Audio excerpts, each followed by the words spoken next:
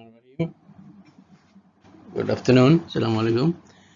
Today we'll have a topic on the fuzzy logic. And the first slide is about the introduction of fuzzy logic that we'll start with.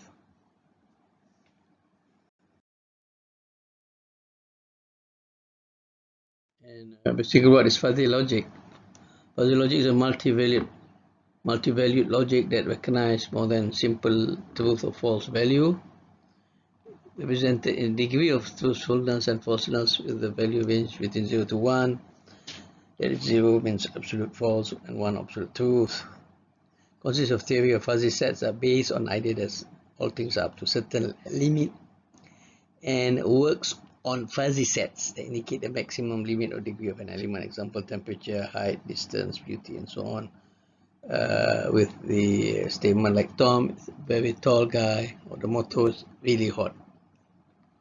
So not actual numbers, but in terms of what we call linguistic statements.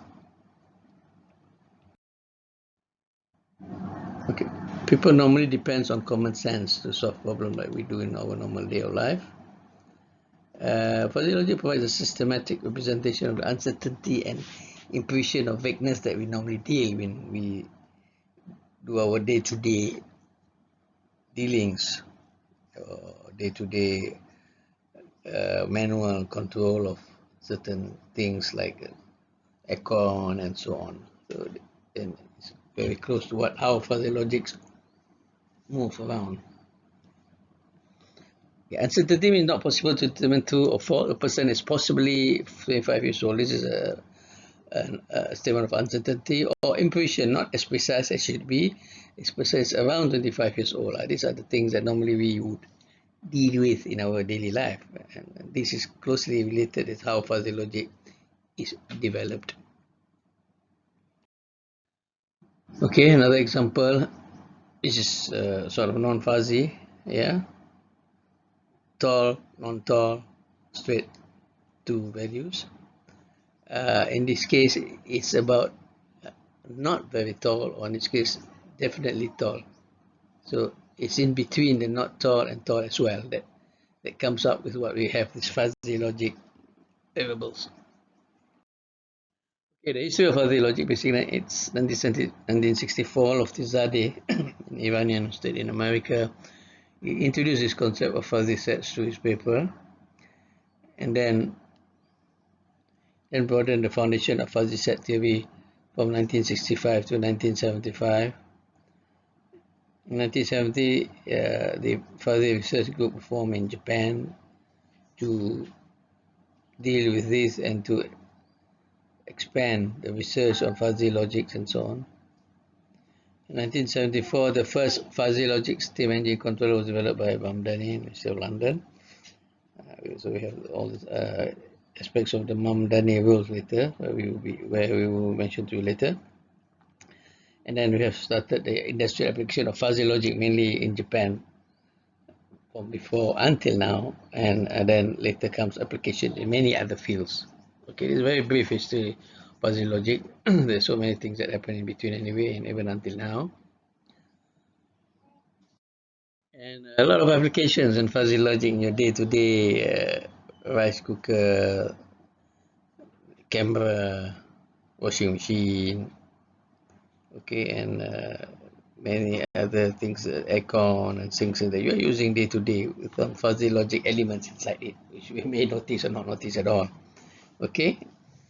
How about in chemical engineering? Yeah, so that's something that can be used and definitely possible for modeling side and for control and for many other aspects. May not be that extensive usage in the real world, but in terms of simulation, of course, it's very extensive. In the real world, there may be some little parts of fuzzy logic being used for combination with other methods like neural network and model-based systems. So it's possible it's going to come up also very fast in the future, and it will be more evident in the years to come when AI is being introduced very strongly on the theme of IR4 concepts. what are the elements of fuzzy logic? Basically, fuzzy logic involves the process of fuzzification, and then what we have the inference mechanism or the fuzzy inference system part. Then we have the rules or rule-based algorithm part. Then we have the defuzzification part to go back to the actual values. Okay, fuzzification, what we do, we change the inputs normally in the normal numerical values. The case values, we call it in fuzzy logic terms, change to fuzzy sets. So that's one issue. And then we have to also define the inputs to the process. We are talking about process or anything that we're trying to simulate or use fuzzy logic. So what are the inputs we want to be included into the fuzzy control or modeling or whatever. Okay, for example, the error, one input, the change of error as another input. So you decide them, and then only you do the fuzzy sets, fuzzy sets conversion. Okay, the next step, the inference mechanism or the fuzzy inference system. Basically, we develop the inference system which consists of the membership functions. Okay, once we decide the fuzzification, we got the linguistic variables and the range of values and so on, and we decide what sort of membership function we want to represent the fuzzy sets. The normal one is a triangular membership function or the trapezoidal membership function, also the Gaussian membership function. These are the normal common ones. There may be some other variants, but these three are the most commonly one used in our fuzzy logic simulation and in the control side. It can be also known as a function to define the membership value of the fuzzy set from the real value after we convert. So these are the fuzzy linguistic variables, and what are the membership values we define either in triangular, trapezoidal, and Gaussian. We have to set the rules and so on. We'll see the examples later. And then we decide the rule-based algorithm, which is the basic core of the fuzzy logic part. Okay, the rule-based algorithm consists of several linguistic variables that are combined to form a set of values. The linguistic variables are the word or sentence in natural language. Okay, and basically like height, speed, and so on. These are the linguistic variables that we are going to use in our fuzzy logic definition and so on. And then the rules are used from an if and then what happened.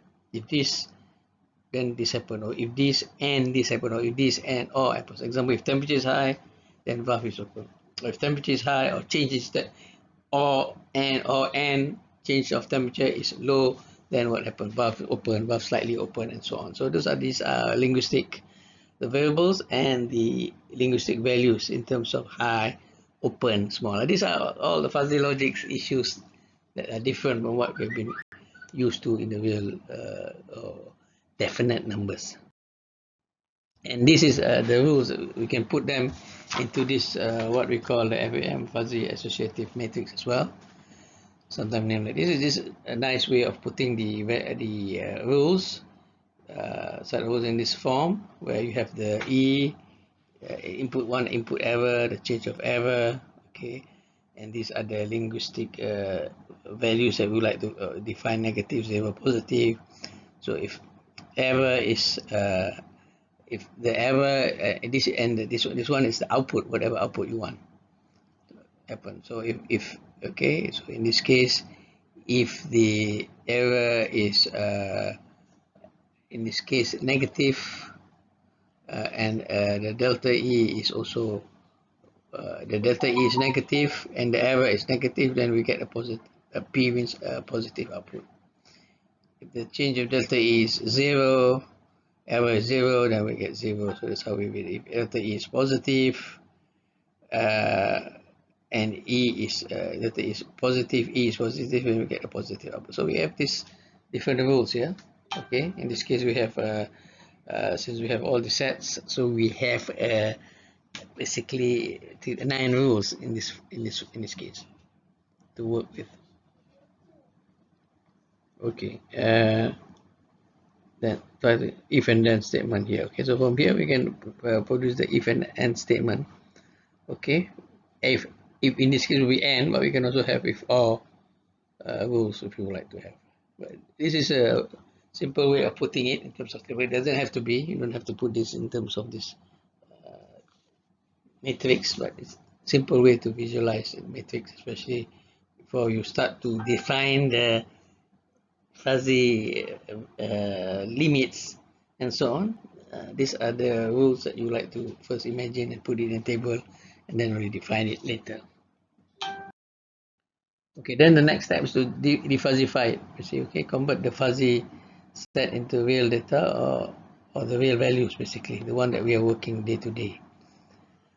And we can use the centroid method or center of gravity, center of gravity or center of area approach to obtain the Cliff's value to be applied to the process. So there are few methods to do this. These are some of the common methods that we use for defuzzification. We'll see later. Okay, for example, calculate the center of gravity or center of area, break the if and then statements.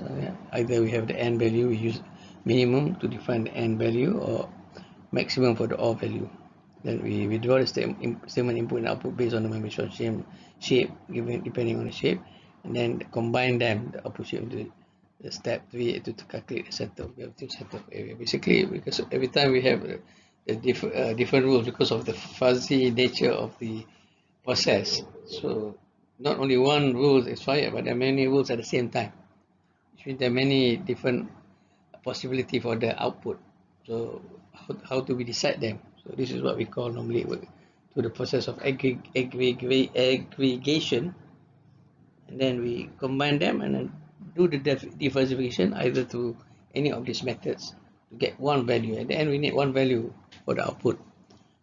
You cannot have many output values, so we have to basically aggregate or combine through this process of what we call defuzzification using the different methods. This is just an example of center of area, but you can also use center of gravity formulas. Okay, so basically we're going to use fuzzy logic normally on using MATLAB through the fuzzy logic toolbox. So we'll have all these different parts that we need to use in the fuzzy logic toolbox. Okay, the fuzzy inference editor, the membership function editor, the rule editor, the rule view, and the surface view. Okay, maybe the rule surface an optional part. That is the major parts, the steps that we have to follow is what we have seen. Okay, basically in this we need, as I said just now, the face editor, membership function editor, the surface viewer, the rule viewer, and rule editor. These are tools that will help us to design the fuzzy logic system. Okay, and the fuzzy inference system is basically once we decided the inputs, okay, and the outputs. In this case, we're talking about service and restaurants, so the service and the food. Then we decide how much tip we want to give. So we will have to decide what sort of aggregation method we want and so on in the MATLAB toolbox. Of course, it's just what you call it's user friendly. We can just use what we want, but we have to understand properly the basic before we just use it blindly, so that we get a good meaningful answer. Just like we do, we need to understand the basic and what we are choosing for the inputs, outputs, and the range and so on. So in this case, 2 inputs, 1 output, and we have decided that we have 3 rules. Okay, for the fuzzy logic system. So these are defining the inputs and output variables, and is adjusting the inference functions that we would like to use in the combination for the inputs to get the outputs. Okay, and these are the names and inputs, outputs, and so on. Whatever we define in this part, we call the fuzzy inference system editor. Okay, this is what we designed for the membership function. What sort of membership we want for all of these variables? Okay, for example, this a service. What membership functions we need to define for the linguistic variables poor, good, and excellent. So in this case, for poor, this is the membership function we would like to define. Okay, for good, it's going to be this function, Gaussian sort of thing. For accident, it's going to be this function, a trapezoidal function sort of. So we have to decide the membership function we want for each of the variables, the linguistic, basically the linguistic variables that we have choose. Okay, the linguistic values that we have choose. How is the membership function, and then we have to decide the range, what sort of range we are going to talk about in terms for each of the variables. In this case, 0 to 10. And so on. So we have to decide and then define them in the MATLAB function editor. Okay. Select and edit the attributes of the membership function, and this edit the values of the current values and name them whatever name that we have in terms of poor and what is the membership function.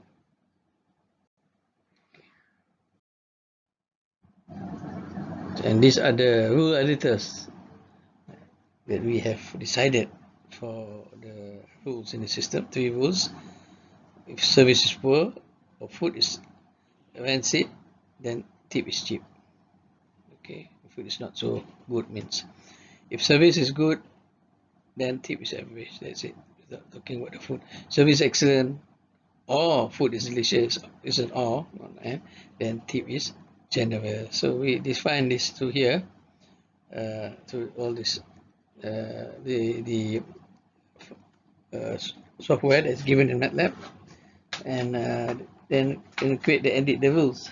Okay, normally when we put n, we use the minimum for the aggregation. For or, we use the maximum for the aggregation when we can get the output later. So all this, once we create them, it comes out in this way.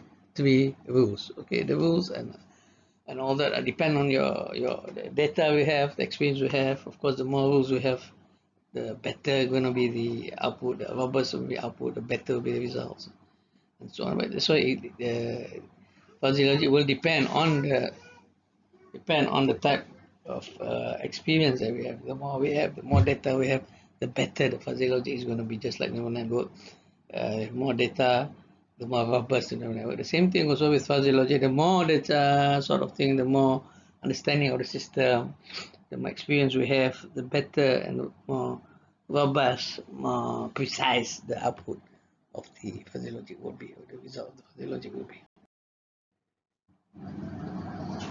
Okay, these are the rules viewer that you have. This is a nice way to see what's happening when we run the system.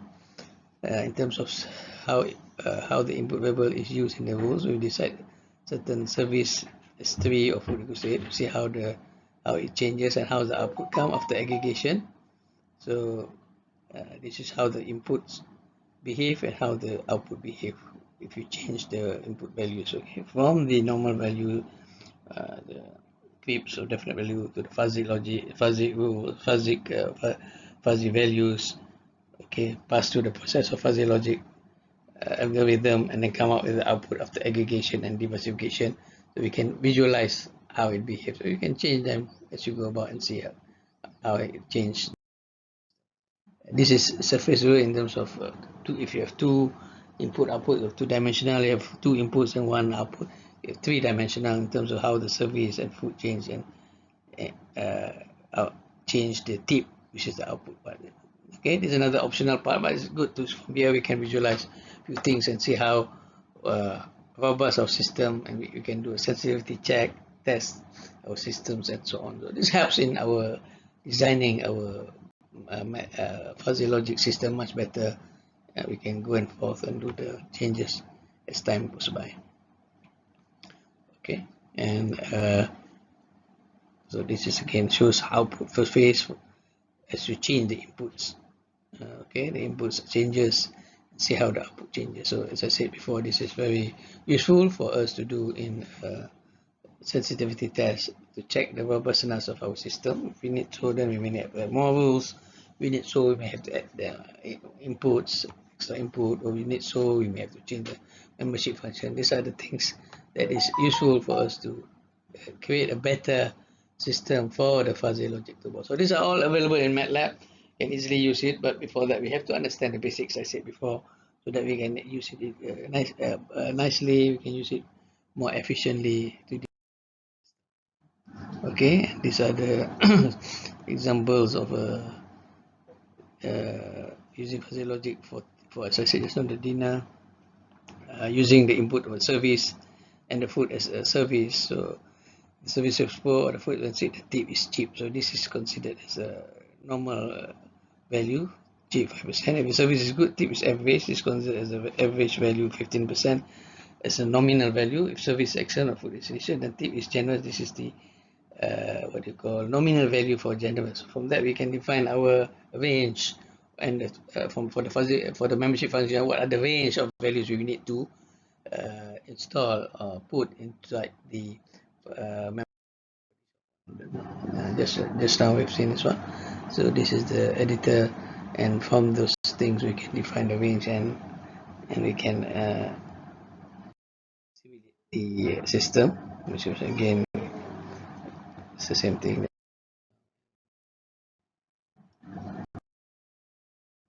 This is the output that we're going to see at the end of the day if we create a .fis format file. Okay, so we can edit it and rerun it again on the MATLAB toolbox.